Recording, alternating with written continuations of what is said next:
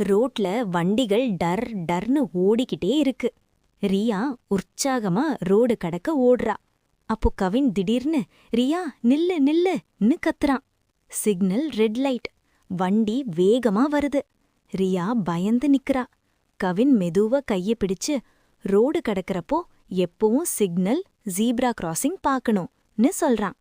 Green light ஆனதும் 2 பேரும் zebra கிராசிங்ல மெதுவா நடந்து ரோடு கடக்கறாங்க. குழந்தைகளா, ரோடு கடக்கும்போது எப்பவும் கவனமா இருங்க. குக் குக்னு ஒரு கோழி சத்தம். அத கேட்டதும் கவின் குஷில குதிச்சுக்கிட்டே, ரியா ரியா, இந்த கோழி என்னோட நண்பன்டா அப்படின்னு சொல்றான். ரியா சிரிச்சுக்கிட்டே, அப்போ பேரவை அப்படின்னு. கவின் கொஞ்சம் யோசிச்சு குக் ராஜான்னு சொல்றான்.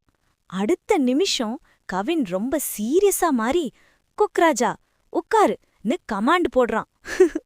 அப்புறம் என்ன, ஆனா அந்த கோழி அவனை பார்த்துட்டு குக் குக்னு வேகமா ஓடுது. கவின் பின்னாடி ஓடி வழுக்கி தம்மன சேத்துக்குள்ள பளிச்சுன்னு உட்கார்றான். அந்த சேம் டைம்ல கோழி திரும்பி வந்து கவினோட தலை மேல வேகமா கொத்திட்டு பறந்து ஓடிடுச்சு. ரியா சிரிக்கிறான். ஒரே ஃபன்னா போச்சு.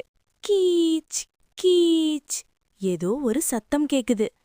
என்ன சத்தம் இது?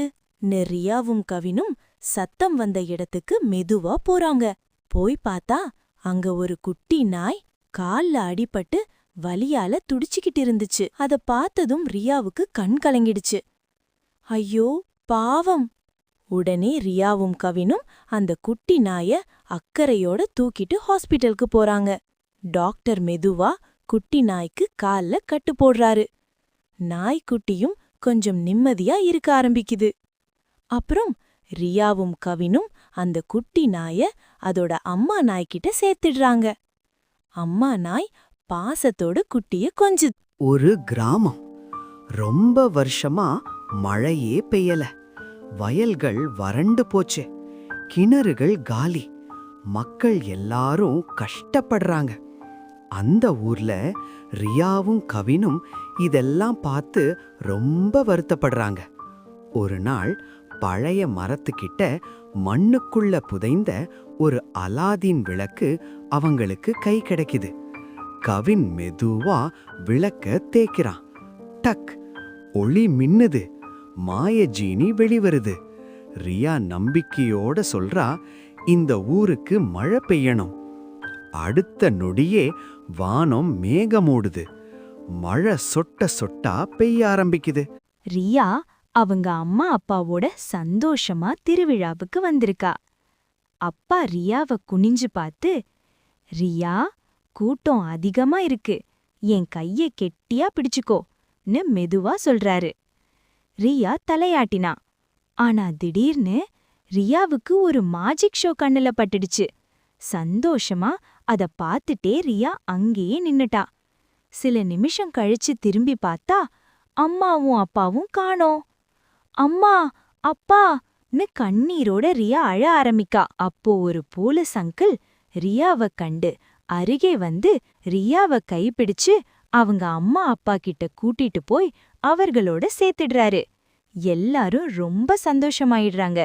நண்பர்கள் எல்லாரும் சேர்ந்து விளையாடிக்கிட்டே கிராமத்து வயல்ல தர்பூசணி பறிக்க போறாங்க. ரியா மட்டும் கொஞ்சம் பயந்துட்டே நடக்கறா. ஆனா கவனமா பாத்துக்கிட்டே போறா. பாம்பு இருக்குமோன்னு மனசுக்குள்ள நடுங்குறா. அப்போ திடீர்னு ஸ்ன்னு ஒரு சத்தம். ஐயோ ஐயோ அலறி அடிச்சிட்டு அங்க இருந்து ஓடுறா. பாம்பு பாம்புன்னு கத்திக்கிட்டே ரியா அங்கிருந்து அப்படியே ஓடுறா.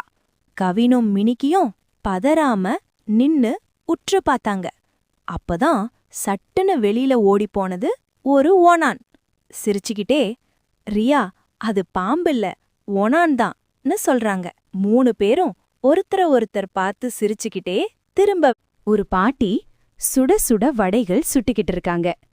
அத பார்த்த கவின், ரியா, மினிக்கி 3 பேரும் ஓடிப்போய் வடை வாங்கி சாப்பிடுறாங்க.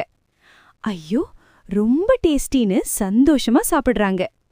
வடை சாப்பிட்டுக்கிட்டே கவினுக்கு திடீர்னு ஒரு யோசனை வருது. இந்த பாட்டி நம்ம எங்கேயோ பார்த்த மாதிரி இருக்கேன்னு கவின் சொல்றான். உடனே மினிக்கியும் ரியாவும் சிரிச்சுக்கிட்டே சொல்றாங்க, கவின், நிலாவுல வடை சுட்ட அந்த பாட்டிதானே? அத கேட்டதும் எல்லாரும் கவினை பார்த்து ஒரே சிரிப்பு. கவின் வெக்கப்பட்டு ஒன்னும் பேசாம நிக்கிறான். கடைசில பாட்டி விட்டும் சிரிச்சுக்கிட்டே இருக்காங்க. குட்டி முயல் எங்க மறைஞ்சிருக்குன்னு கண்டுபிடிக்க ரெடியா? வாங்க. ஒரு நாள் கெவினும் ரியாவும் அழகான தோட்டத்துல வாக்கிங் போயிட்டு இருந்தாங்க. அப்போ ரியா சொன்னா, கெவின், இங்க ஏதோ இருக்க மாதிரி இருக்கு, எனக்கு ரொம்ப பயமா இருக்கு. கெவின் சிரிச்சிட்டு சொன்னா, அதெல்லாம் ஒன்னும் இல்ல ரியா. அப்போ திடீர்னு குதிச்சு வந்தது ஒரு குட்டி முயல். ரியா சந்தோஷமா சொன்னா, ஆஹா, எவ்ளோ கியூட் முயல். முயல் குதிச்சு குதிச்சு சுற்றி சுற்றி சந்தோஷமா விளையாடுச்சு. ஆனா திடீர்னு முயல் காணாம போச்சு. கெவின் பார்த்தா, மரம் பின்னாடியா? இல்ல. ரியா பார்த்தா, பெஞ்ச் கீழையா? இல்லையே. கெவின் சோகமா சொன்னா, முயல் போயிடுச்சு போல. அப்போ திடீர்னு பொப், ஒரு கலரான பலூன் ஆடியது. அந்த பலூன்ல இருந்து பறந்து வந்தது குட்டி முயல். முயல் சிரிச்சு சொன்னது, நான் இங்க மறைஞ்சிருந்தேன். கெவினும் ரியாவும் சிரிச்சாங்க. முயலும் சந்தோஷமா குதிச்சு விளையாடுச்சு. ஆனா குழந்தைகளே, இந்த முயல் அடுத்தது எங்க மறையுமோ? அடுத்த கதையில நம்ம பார்க்கலாமா? ஒரு அழகான காலை நேரம். கிராமத்து வயல்ல கவினும் மினிகியும் தாத்தா பாட்டியோட நண்டு பிடிக்க போறாங்க. தாத்தா சிரிச்சுக்கிட்டே சொல்றார், மெதுவா நடங்க கண்ணே, நண்டு சீக்கிரம் ஓடிடும். கவின் மெதுவா மெதுவா நடக்கறான். திடீர்னு அவன் கால்ல பட்டு மொத்தமா சேத்துல விழுந்துடுறான். அத பார்த்து மினிகி, பாட்டி, தாத்தா எல்லாரும் சிரிக்கிறாங்க. அப்போ சேத்துல இருந்து ஒரு குட்டி நண்டு மெதுவா மேல வருது. கவினோட கால்கிட்ட வந்து அவனை தொட்டுடுது. அத பார்த்த கவின் ஐயோன்னு சொல்லிட்டு அங்கிருந்து ஓடுறான். ஓடி போய் திரும்ப சேத்துல வழுக்கி விழுந்துடுறான்.